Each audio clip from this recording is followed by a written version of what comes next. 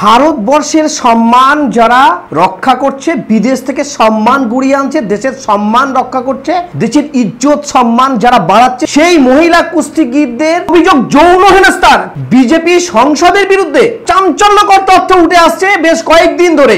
শুধু এই যৌন হেনস্থা একদিন নয়, দীর্ঘদিন ধরে তাদের সঙ্গে এই চলছে।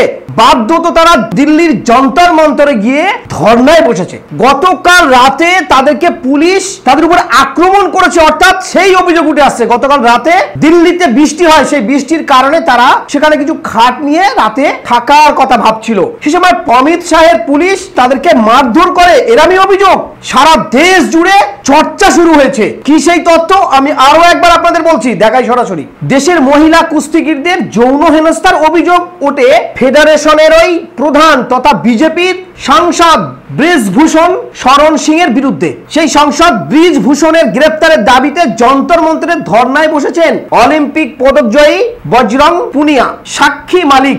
গতকাল সুপ্রিম কোর্টের নির্দেশে ব্রিজভূষণের বিরুদ্ধে অবশেষে এফআইআর দায়ের হয়েছে। অমিত শাহ, নরেন্দ্র মোদী একবারেই নিশ্চুপ ভূমিকা তারা পালন করছেন। একাধিক কুস্তিগীররা তারা যন্তর মন্তরে ধর্নায় বসে তারা প্রকাশ্য ক্ষোভ উগরে দিয়ে নরেন্দ্র মোদী এবং অমিত শাহের হস্তক্ষেপ দাবি করছেন। ভাবতে অবাক লাগে, ভারতবর্ষের মানচিত্রে কি না ঘটতে পারে। সারা বিশ্বের কাছে একটা অসম্মানজনক অবস্থায় পড়ে গেছে বিজেপির একজন সাংসদ। সে অলিম্পিক চ্যাম্পিয়ন থেকে শুরু করে যারা একাধিক পদক নিয়ে এই দেশের সম্মান রক্ষা করেছে, সেই সমস্ত কুস্তিগীরদের সাথে যে আচরণ করেছে ক্ষোভে, এমনকি তারা আত্মহত্যার কথাও বলেছেন অনেকেই, যে তাদের বিচার না পেলে তারা আত্মহত্যা করবে। কয়েকজন আহত হয়েছেন কুস্তিগীররা। এদিকে বজরং আরো অভিযোগ করেন তাদের জন্য যারা খাবার এবং জল নিয়ে আসছিলেন তাদের পুলিশ মারধর করে ভাগিয়ে দিয়েছে।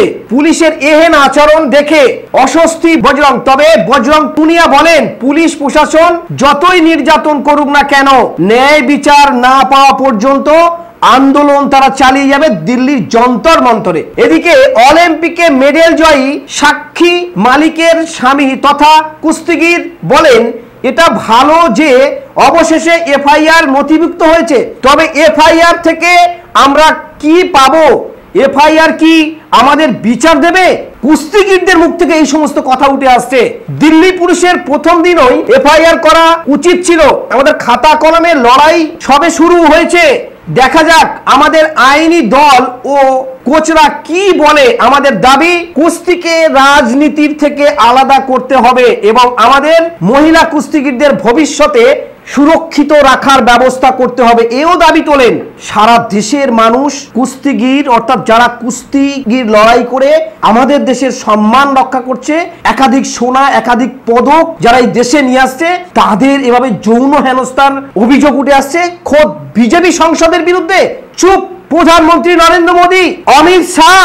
দেশের সম্মান রক্ষা যারা করছে তাদের যৌন হেনস্থা, এবং এটা দীর্ঘদিন ধরে হয়ে আসছে বলে তাদের দাবি, এবং বাধ্যত তারা দিল্লির যন্তর মন্তরের মতো জায়গায় সেখানে ধর্নায় বসেছে এবং তাদের সঙ্গে অসৎ আচরণ করছে অমিত শাহের পুলিশ। ভারতবর্ষের সম্মান ইজ্জত যত দিন যাচ্ছে তলানিতে পৌঁছে যাচ্ছে, কিন্তু না নরেন্দ্র মোদী কোনো মুখ খুলছে, না অমিত শাহ স্বরাষ্ট্রমন্ত্রী কোনো মুখ খুলছে।